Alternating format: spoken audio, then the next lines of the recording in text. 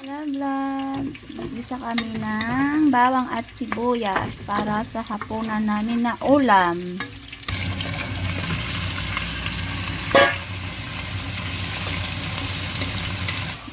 Gisa-gisa hanggang sa mag brown ng konti.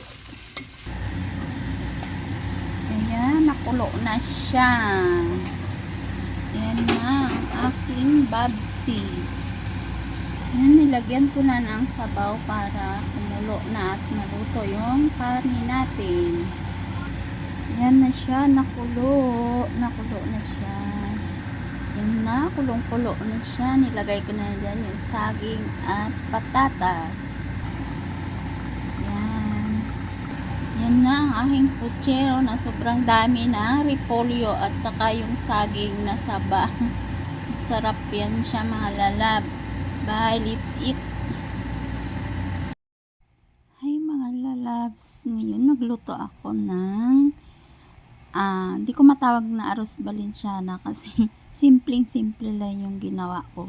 Ayoko ng maraming mga kung ano-anong mga nilalagay-lagay na mga na para maganda tingnan sa Valenciana. Sa lingwahe namin ay Valenciana po yan.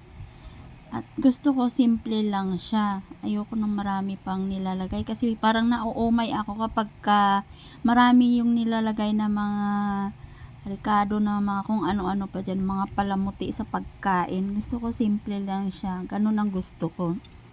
At ayan na nga, napakarami ng sahog ng aking niluto na Valenciana kasi ang sarap. Gusto kong kumain ng Valenciana. Meron talaga na minsan nagki-crave tayo ng ating pagkain na nagugustuhan. Kaya ayan, nag-crave ako. Gusto kong kumain. Kaya nagluto ako ngayon. At na din yan. Parang hapunan na din namin yung Valenciana na yan. Kasi malagkit yan . Madali ka din mabusog yan sa malagkit na yan. Kaya yan. Ayan simpleng-simple lang. Ganyan ang gusto ko. Ayoko ng maraming kaikikan sa mga pagkain. Kasi madali ako maumay sa mga pagkain . Ganyan lang ako magluto. Walang ka-arte-arte. At yan ang mga lalabs.